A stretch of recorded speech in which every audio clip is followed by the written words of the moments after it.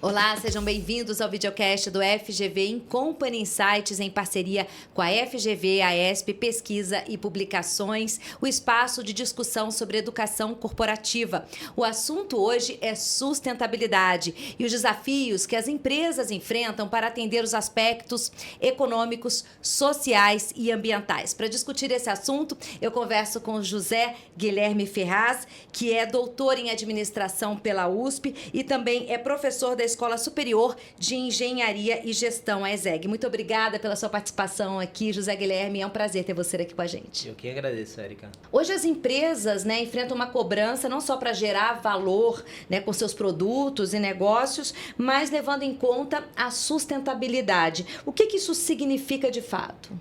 Perfeito. As empresas, é inegável que, por si só, os seus produtos, eles geram valor para quem está usando, né? Então, você tem um benefício óbvio do uso do produto, você também tem outros benefícios, né, da geração do valor econômico da empresa, seja para os acionistas ou mesmo para o governo por parte dos impostos recolhidos.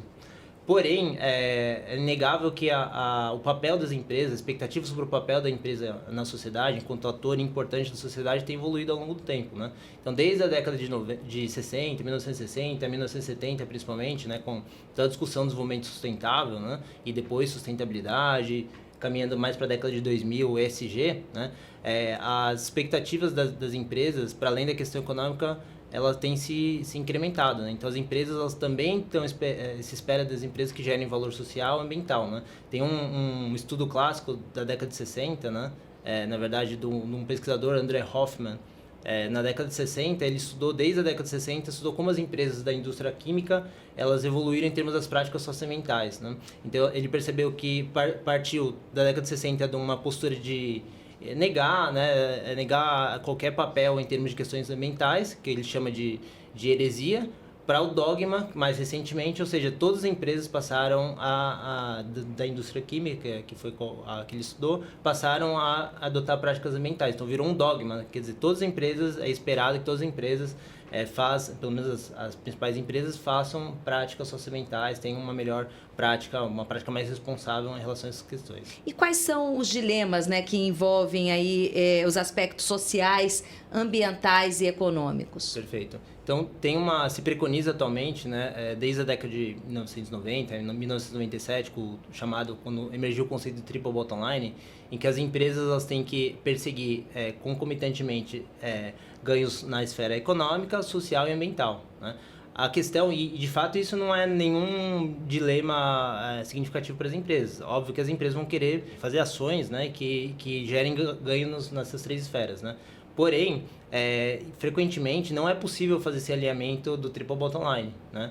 Então as empresas, elas frequentemente enfrentam dilemas, né, que a gente chama na economia de trade-offs. Então, para você gerar ganho em uma das esferas, na esfera econômica, por exemplo, não necessariamente você vai conseguir também gerar um benefício social, ambiental e vice-versa, né? Às vezes, para fazer alguma prática social ambiental, não necessariamente ela vai gerar ganho econômico, né? Então, o conceito de ecoeficiência, né? Quer dizer, quando você, por exemplo, consegue reduzir as emissões, né? Enquanto você economiza custos, que é o conceito de ecoeficiência, né? Você reduz custos e reduz as emissões, por exemplo, é um claro posicionamento do triple bottom line. Você conseguiu alinhar todos esse tripé, né? Esses três aspectos.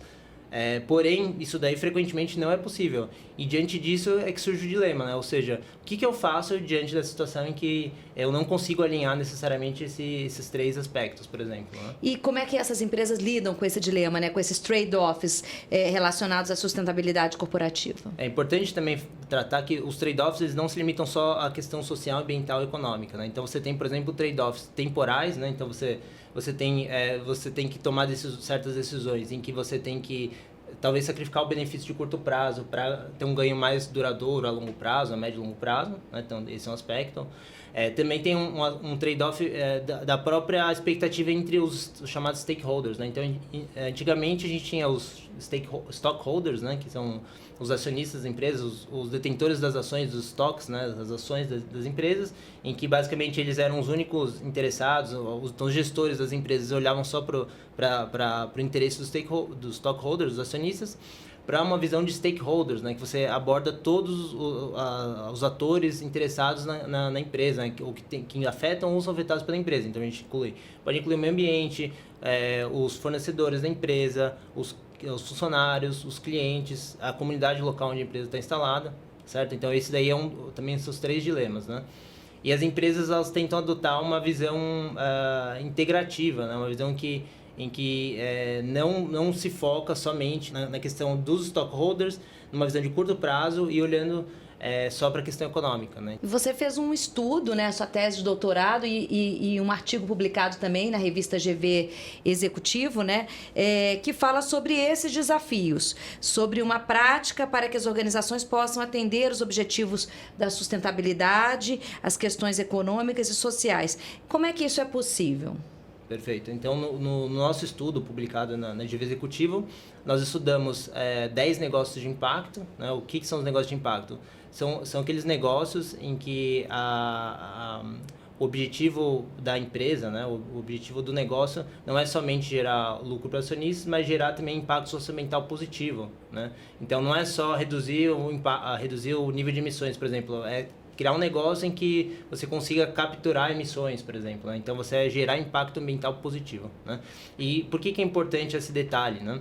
É importante porque os negócios de impacto, assim como os outros negócios, mas principalmente os negócios de impacto, esse objetivo de você olhar para todos os stakeholders, pensar nas esferas social, ambiental e econômica ao mesmo tempo, eles são inerentes ao negócio, inerentes ao modelo de negócio. Também a gente chama também modelo de negócios, eles falam que a gente tem modelo de negócio sustentável, né? Então, no cerne do negócio, você está olhando para essas questões, né? Então, estudando esses 10 negócios, né? Então, a gente estudou a fundo esses 10 negócios de impacto socioambiental, tanto da cadeia têxtil, né? Do negócio brasileiro da cadeia têxtil, quanto do negócio da área de alimentação, né? A gente identificou 5 abordagens diferentes que esses negócios eles tomam, né? E desdobrado em 12 estratégias possíveis para eles justamente conseguirem, em vez de suprimir esses trade-offs, né?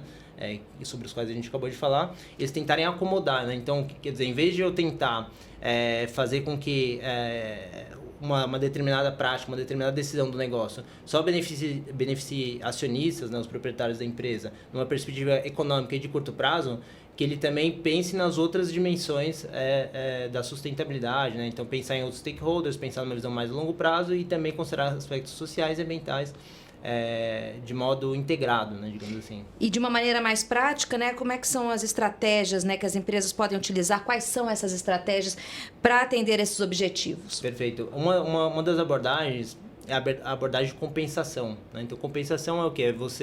É você compensar a falta de alguma coisa com outra coisa, tá certo? Então, vamos pegar o caso da empresa Vertshoes, né? Talvez você conheça, é uma empresa que fabrica... Sim, conheço, de tênis. Legal, isso. É uma empresa que fabrica tênis, com tênis, digamos assim, com uma abordagem sustentável no seu, digamos assim, no seu cerne, né? Então, a empresa, ela tem essa, não é assim, sustentabilidade é um aspecto acessório do tênis, não, tá no DNA. Cerne, no DNA da empresa, isso, né?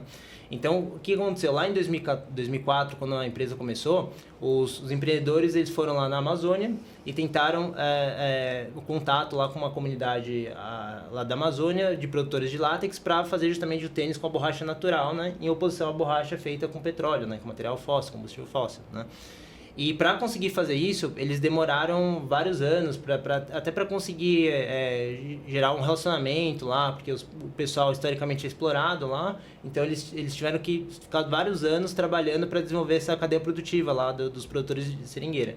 Ou seja, depois de um tempo, depois de eles ficarem vários anos investindo nisso, eles conseguiram construir a marca deles sustentável, baseado muito nessa prática que eles conseguiram construir. Então eles compensaram o custo maior, o tempo para maturar a marca, lá no longo prazo agora, tanto é agora, em 2023, é uma das marcas talvez mais renomadas em termos de prática de sustentabilidade na indústria de calçados, né? Então teve uma compensação temporal, tá certo? Quer dizer, a longo prazo, né? A maior prazo, né? Porque muitas vezes as perderam empresas querem ser imediatistas, né? Querem perfeito. ganhar hoje, resolver hoje. E a sustentabilidade e o social também, os aspectos sociais e ambientais, eles demoram mais tempo. Perfeito. Então, assim, eles compensaram a perda, digamos assim, o custo maior, tempo maior para maturar a curto prazo, a longo prazo, construindo uma marca e ao mesmo tempo que eles geravam benefício lá social, então gerar renda lá para os produtores locais, o próprio impacto da borracha extraída do látex e assim por diante, né? Então foi uma compensação temporal, no sentido de que eles conseguiram, ao longo do tempo, compensar esse custo maior, e é uma compensação competitiva porque eles tiveram custos maiores no curto prazo, e tem custos maiores por ter toda essa produção sustentável, porém eles ganham reputação de marca, então eles posicionam a marca como produto premium no mercado, né? Tem uma outra abordagem que é o redirecionamento, né? Que é você testar alguma coisa, então essas estratégias elas são também, assim, de certa forma, construídas e testadas ao longo do tempo pelas empresas, né? Então, o redirecionamento... Aí tem uma segunda que é redirecionamento, que é você tem um foco específico em alguma prática ou algum mercado, você percebe que não dá certo, você não consegue manter a viabilidade econômica e as práticas sustentáveis, você muda de foco, né? Então, isso é uma abordagem.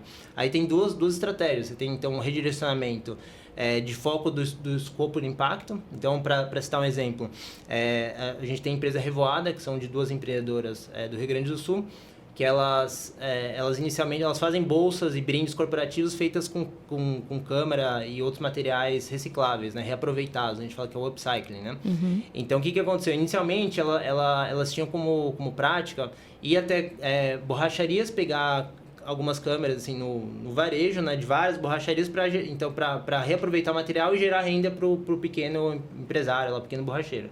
Só que elas perceberam que isso daí era muito trabalhoso em termos de logística e também gerava emissões de gás carbônico, você ficar circulando para coletar no varejo poucas câmeras de pneus, né?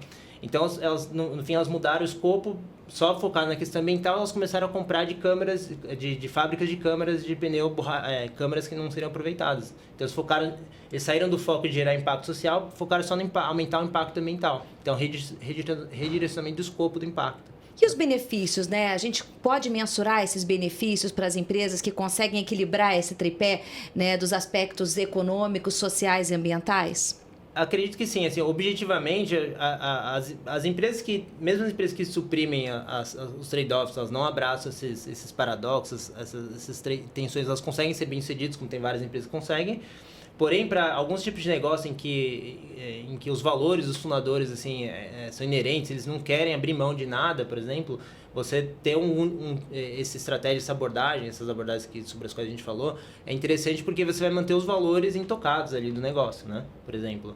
E essas estratégias também se mostraram, por exemplo, a gente citou o caso da Vert, se mostraram, né, a longo prazo bem sucedidas, né? Mas aí, de novo, a empresa ela tem que estar talvez disposta a experimentar um pouco, então é uma abordagem, digamos assim, construída digamos, a médio e longo prazo. Então as empresas têm que estar dispostas a construir, né, a testar mesmo, para talvez construir uma reputação a longo prazo, um mercado Porque o consumidor está mais exigente. Exatamente. E ele quer comprar um produto também que seja Perfeito. Sustentável, né? Então Perfeito. Isso gera valor para a marca, né? Perfeito. Que eu acho que é o principal ponto aí que a gente está falando também, que para as marcas hoje, para quem vende um produto, é essa geração de valor, né? Perfeito. Até porque, assim, os consumidores cada vez mais eles têm informação sobre o negócio. Então tem muitas práticas que a gente chama de greenwashing, né? Então o consumidor ele fica talvez frequentemente ele suspeita das reais intenções das marcas, né? Então falou, pô, será mesmo que essa empresa que fala que é sustentável, será mesmo que ela está olhando para isso de maneira genuína, ela está realmente preocupada com isso, né?